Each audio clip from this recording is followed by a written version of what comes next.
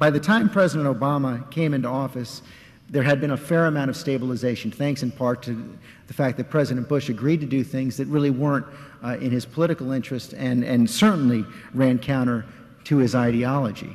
But as he came in, the Obama administration focused on the economy really from the minute he was elected, not even the minute he took office. I think after what appeared to be a shaky start, they were able to put a floor underneath the financial system.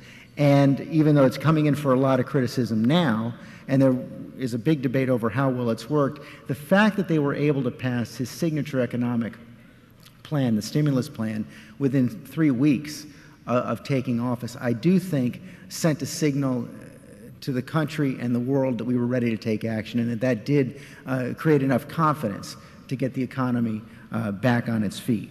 What we're seeing now, you're all living it every day, is, I think, an economy that is starting to recover, that is growing right now. Again, I had Chairman Greenspan on my show on Sunday. He said that he expects more than 3% growth just this quarter, and that tracks with what the Treasury Department is seeing right now as well. There might even be a surprise on the upside, but what it's combined with, and we saw the evidence in this latest unemployment report just on Friday, is really the worst employment situation we've seen in more than a generation.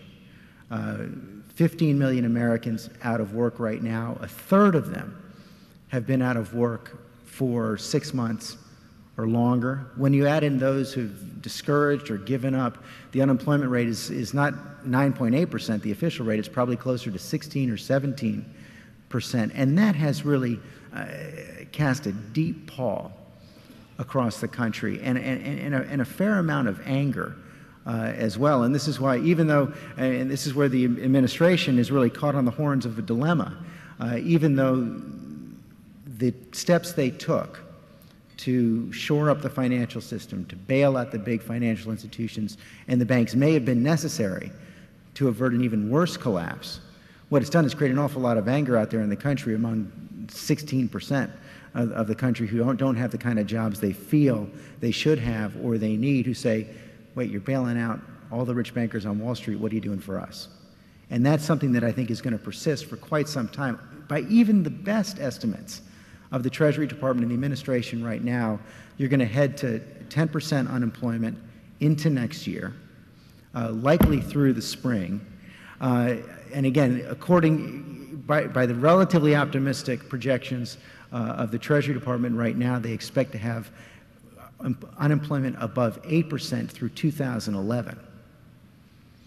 We haven't lived through that kind of long-term unemployment in more than a generation in this country, and I think we're only starting now to deal with the sort of the cultural impact of what that might mean. And the fact that we've seen the persistence of this unemployment in the face of what we hope is a recovery, I think is something that's also spurring people in Washington now to start to think about maybe coming forward, even as the debate over the first stimulus has not ended, with talk of needing to do more to create jobs in this economy. You might have seen in the New York Times this morning the fact that both Republicans and Democrats now are talking about some kind of a jobs tax credit to give to businesses that increase their payrolls. It had been rejected by President Obama during the first stimulus. I think there's a good chance that this is going to come back in the early part of next year and be a centerpiece of what could be a bipartisan stimulus package the second time around. What it's running into, of course, is real concerns, though, about the deficit.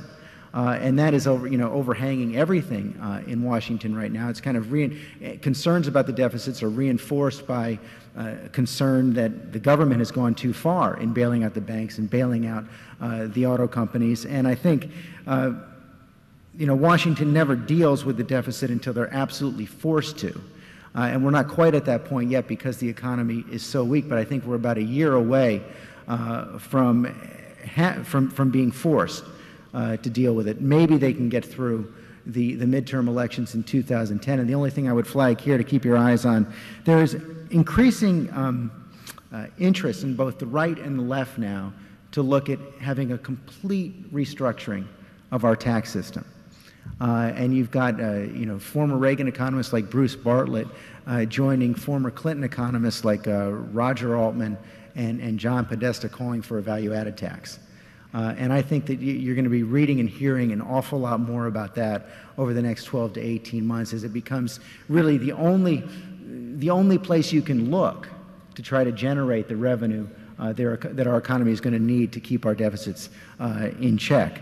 The President has argued, and I'll get this to the second.